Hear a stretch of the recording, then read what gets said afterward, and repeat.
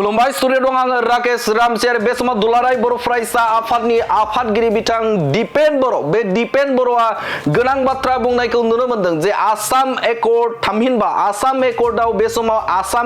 आसामाव असमियाखौ बाहायनांथारगौ होननानै मोनसे बिथांखि लानाय जादोंमोन थामहिनबा 15 एप्रिलाव बे बिथांखिखौ लादोंमोन आसाम केबिनेटआ बे बिथांखिखौ लादोंमोन आरो बे बिथांखिखौ लानानै दुलाराय बर' फरायसा आफादनि आफादगिरि बिथां दिपेन बर'आ रोखा बाथ्राखौ बुंथिदों जे बे समाव बिटिआरनि अनगायै गुबुन गुबुन जायगाफोराव 13तासो जिल्लाफोर दङ बा जायगाफोर दङ जेराव बर' मैखोम जायगा बे बर' मैखोम जायगाफोराव बे समाव बर' रावखौबो बे समाव बाहायनांगौ होननानै गोनां बाथ्रा बुंथिदों बिथां एबसुनि आफादगिरि दिपेन बर'आ एप्रिलाव आसाम सरकारा असमिया रावखौ आसाम नाङै माने जेरावबो बाहायदों आरो बेखायनो बर' रावखौ बिटिआरआव बाहायनांगौ आसाम नाङै बर' रावखौ जेराव जेराव बर' पपुलेसन दङ बे बाहायनांगौनि थाखाय जोङो सरकारजों सावरायगोन सरकारखौ दाबि दैखांगोन जाय बाथ्राखौ लानानै बे समाव आसाम केबिनेटजों थामहिनबा आसामनि मन्थ्रिजों बे समाव सावरायनाय जादों आसाम सरकारजों गोबां खेब सावरायनाय जादों जे बे समाव बर' ओनसोलफोराव बर' मैखोम जायगाफोराव बर' रावखौ बा बर'खौ बाहायनांगौ आरो बेनि अनगायैबो जिहेतु बिटिआर ओनसोलाव बर' मैखोम जायगा आरो बेवहाय बर'आ गिबिसिन सारियाव थानांगौ आरो बे समाव बे बर' रावखौ बाहायनांगौ होननानै बिथां एबसुनि आफादगिरि दिपेन बर'आ रोखा बाथ्रा बुंनायखौ नुनो मोनदों आरो बिथाङा बुंथिदों जे जेरैहाय गुबुन गुबुन जायगाफोराव आसामनि गुबुन गुबुन जायगाफोराव जेरै बर' रावखौ आसाम एकर्डनि दफा बायदियै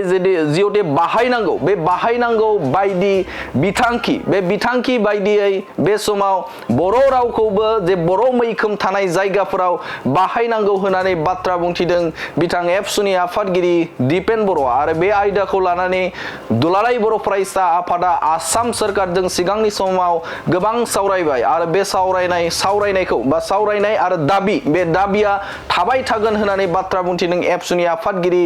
दिपेन बर' बिथाङा थारैनो मख'नांगोन जे दुलाराय बर' फरायसा आफादनिफ्राय मोनसे बे दाबियानो जादों जे आसाम एकर्ड बायदियै जे असमिया रावखौ आसामाव बाहायनायनि मोनसे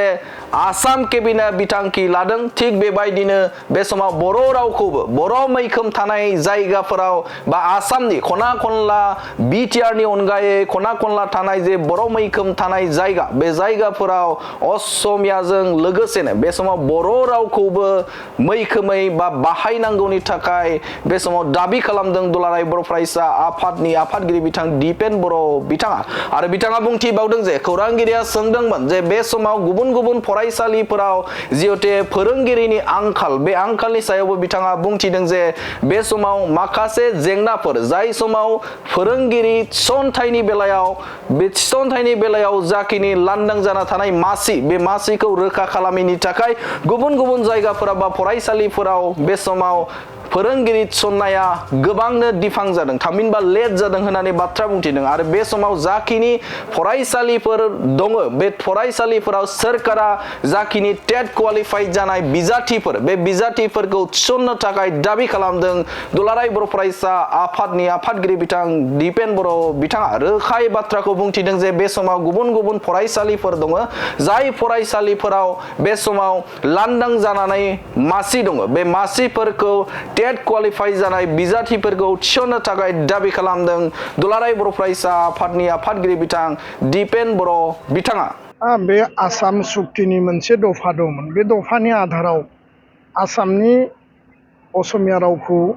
बाहायनायनि मोनसे आसाम केबिनेटआ बेखौ थांखि लादों आरो बेयाव असमिया जिहेतु सरकारि राव आरो बर'आ लोगो सरकारि राव दा आसामनि एन्टायार जायगायाव असमिया राव बिटिआरआव बर' राव आरो लोगोसे असमिया नोङो ओरै खोलाहा आसाम जि माने काछाराव बेंगलि राव बाहायनायनि थाखाय बिथांमोना थांखि फोसावदों आरो बेयाव दुलाराय बर' फरायसा आफाद बर' थुनलाइ आफादा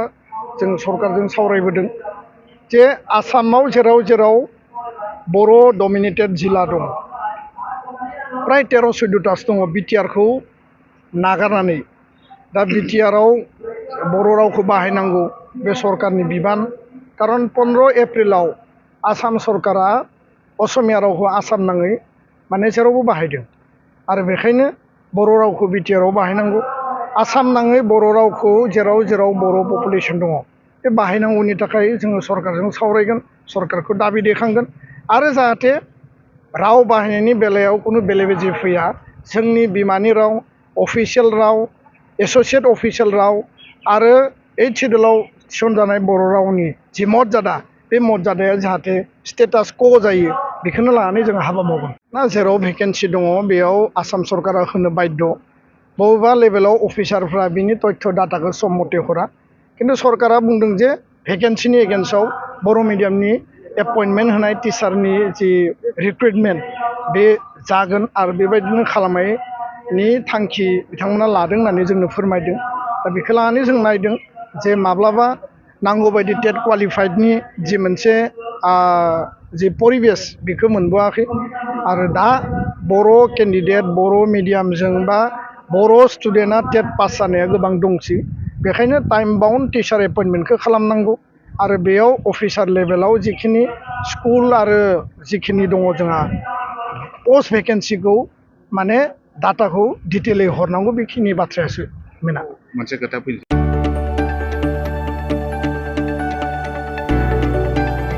गोजोनथाव खौरां बर'नि आंगोथार गोथाव ओंख्रि जानो मोजां मोनग्रा रायजो राजाफोरनि थाखाय गोजोनथाव खौरां बर'नि आंगोथार ओंख्रि जानो मोजां मोनग्रा रायजो राजाफोरा बे गोदानै खुलिनाय लाइजौ हटेलाव हाबफैनो हागोन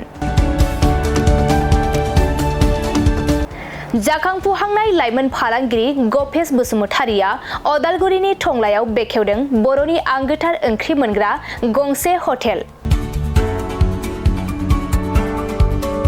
अदालगुरि जिल्ला टंलानि मिउनिसिपाल बर्ड मावख'नि साखाथियाव गोदानै बर'नि गोग्गो जानाय आदारनि गंसे लाइजौ मुंनि हटेल बेखेवदों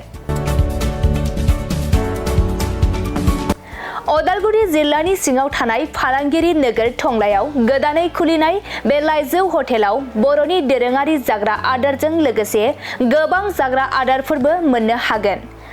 गोदानै बेखेवजानाय बे लाइजौ हटेलाव अमा बेदर बोरमा लकेल ना साम' नारजि अनला खारै थास' मैथा आरो नाफाम आरो गोबां आइटेमफोरखौ मोननो हागोन बेनिखायनो नोंथाङाबो अदालगुरि जिल्ला टंला लामाजों थांलाय फैलाय खालामोब्ला बे गोदानै खुलिजानाय लाइजौ हटेलाव हाबनानै बर'नि दोरोङारि गोथाव जाग्रा आदारफोरखौ जालांनो हागोन आरो नोंथाङा नैबे 9101758967 जानबुं नम्बरनि गेजेरजों खौरां लाहरनानै आबुङै मिथिना लानो हागोन